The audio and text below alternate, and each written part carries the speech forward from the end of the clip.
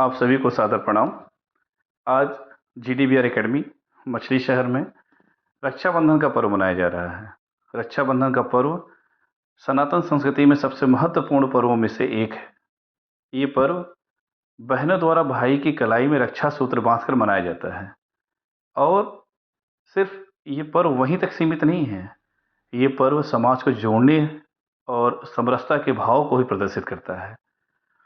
इस दिन कोई भी बहन जब अपने भाई की कलाई में रक्षा सूत्र बांधती है तो उपहार स्वरूप उनसे ये अपेक्षा करती है कि ये भाई मेरे अस्मिता की, मेरे हितों की हमेशा रक्षा करेगा, मेरे सुख दुख में हमेशा मेरे साथ खड़ा रहेगा।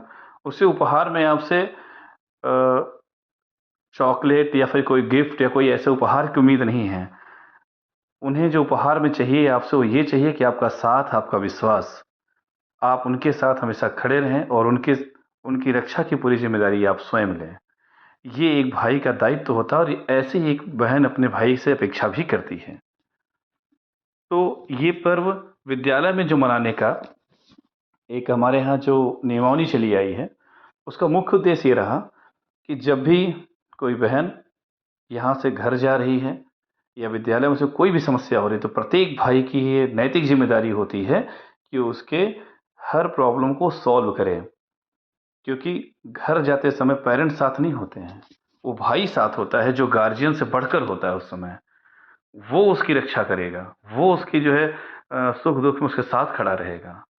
और वो भाई भी पूरी तरीके से संकल्पित होता है। बच्चे यहाँ पे जो जो भी भाई यहाँ पे हैं, जो भी बहनें यहाँ पे पढ़ रही हैं, उनके लिए हमेशा वो संकल्पित है कि इससे कोई समस्या हो तो इसके समस्या का समाधान करने में स्वयं खड़ा रहूँगा। ऐसी संकल्पना के साथ इस पर्व को जीडीबीआर एकेडमी में मनाया जाता है।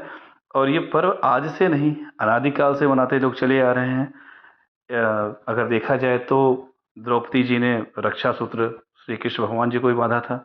वो भी उन्हें भाई कह के बुलाती थी। वो हमेशा उनकी अस्मिता की रक्षा के लिए खड़े रहते थे।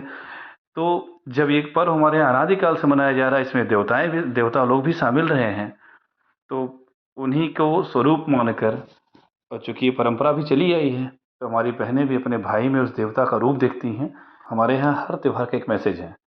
तो इस त्यौहार का जो सबसे महत्वपूर्ण मैसेज यही है कि भाई हमेशा अपने बहन की रक्षा के लिए हमेशा खड़ा रहे। और जो भी त्यौहार हम लोग मनाते हैं, ये हमारे पेरेंट्स की नैतिक जिम्मेदारी है कि उस त्यौहार के महत्व के बारे में बच्चों को बताएं। ऐसा नहीं कि त्यौहार मना लें, उनको पता नहीं त्यौहार मनाया क्यों गया, तो मनाया क्यों जाता है, इसके बारे में पेरेंट्स अगर बताएंगे तो वो बच्चों को बहुत अच्छे से समझ में आता है। तो अगर हर पेरेंट्स अपने बच्चों के समझाने में सफल हो जाए कि बेटा जो बहन आज आपको राखी बांध रही है, ऐसी और कई बहनें हैं जो आप जैसे भाइयों का वेट कर रही हैं उनकी रक्षा के लिए, उनके सुख दुख उनके साथ देने के लिए। कभी कोई बहन अगर सड़क पर रक्षा के पुकार करे तो आप तत्काल वहां पर उसकी मदद के लिए जाएं। और प्रयास तो ये रहे किसी बहन के साथ गलत हो ही ना पाए। अगर ये संस्कार हम लोग बच्चों में अभी से डाल देते हैं तो आज नहीं, ये बीज तो आज हम लोग रोपित कर रहे हैं ना। आने वाले समय जो वृक्ष बनेगा तो आप देखेंगे जो हम लोग संकल्पना करते हैं निर्भय पूर्ण समाज का, वो हमें मिलने में बहुत आसानी से मिलने में कामयाबी मिल जाएगी।